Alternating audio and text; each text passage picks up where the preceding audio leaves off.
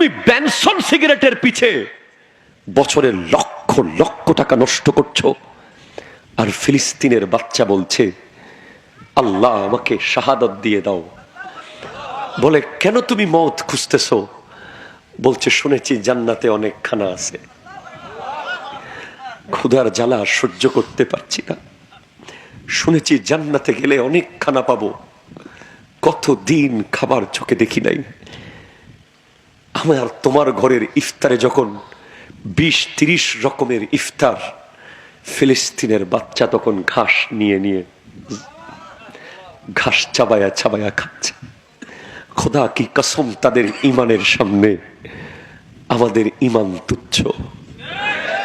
তাদেরকে জিজ্ঞেস করি চলে যাস না কেন, পালিয়ে যাস না কেন, ইসরায়েলকে মেনে নিস না কেন?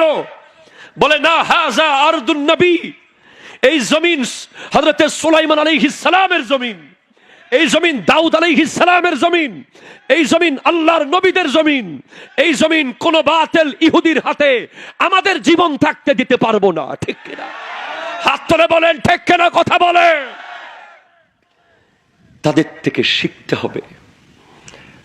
আজ আমরা নাকি মুসলমান, আমাদের পরনের কাপড় ইহুদিদের মতো, আমাদের মাথার চুল ইহুদিদের মতো।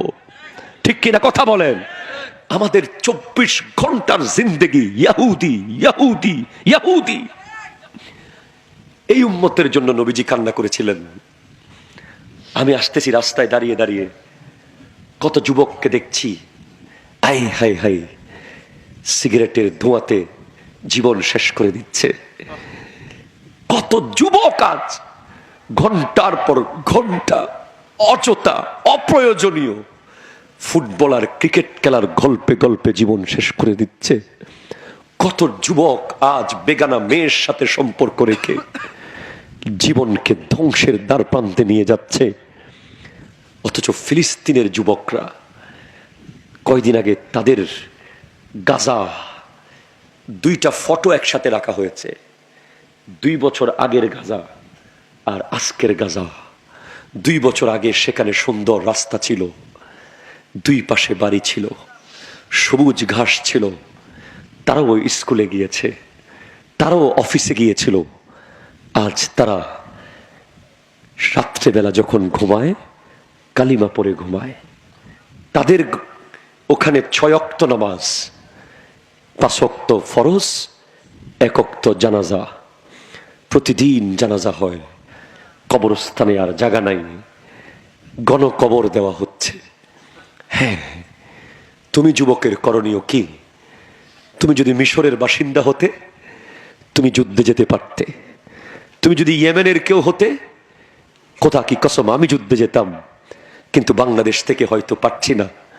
তবে আজকে শপথ নিতে হবে, যতদিন ফিলিস্তিন আবার আগের জায়গায় যাবে না, যুবকদেরকে বিলাসিতা বন্ধ করতে হবে। ঠিক কিনা, কথা জোরে বলেন ঠিক কিনা? অপ্রয়োজনীয় 1 টাকা খরচ করা যাবে না। 1 জোড়া জুতা আছে 2 জোড়া কেনা যাবে না। 1 জোড়া কাপড় আছে 2 জোড়া কেনার দরকার নাই। সিগারেটের পিছে, খেলার পিছে, মেলার পিছে, বান্ধবীর পিছে, বন্ধুর পিছে, বাইকের পিছে অযথা 1 পয়সা খরচ করা যাবে না। এই পয়সাগুলোকে একটা পটের মধ্যে বন্দি করে রাখতে হবে, লিখে রাখতে হবে ফিলিস্তিন, লিখে রাখতে হবে গাজা, লিখে রাখতে হবে রাফা, লিখে রাখতে হবে ঈমান, লিখে রাখতে হবে জিহাদ, লিখে রাখতে হবে মুহাম্মদ সাল্লাল্লাহু আলাইহি ওয়াসাল্লামের উম্মতের জন্য টাকা বাঁচাতে হবে। ঠিক কিনা, কথা জোরে বলে। আর একটা পয়সা নষ্ট করা যাবে যাবে যাবে না। আমি অনুরোধ করে যাব আজকের এই মাহফিল কমিটির প্রত্যেকটা যুবককে, তোমরা ফিলিস্তিনের জন্য টাকা জমাবে।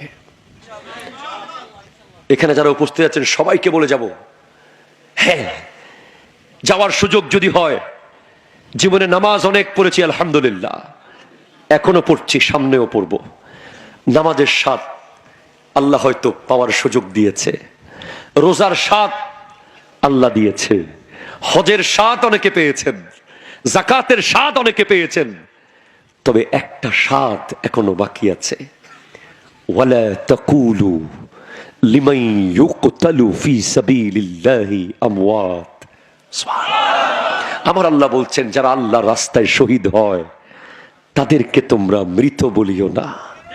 ওয়ালা তাহসাবান্নাল্লাযীনা কুতিলু ফি সাবিলিল্লাহি আমওয়াতা। যারা আল্লাহর রাস্তায় শহীদ হয় তাদেরকে মৃত তো প্রশ্নই আসে না মুখে বলা, মনে মনেও তাদেরকে মৃত ধারণা করিও না। তারা জিন্দা, তারা জিন্দা, তারা জিন্দা।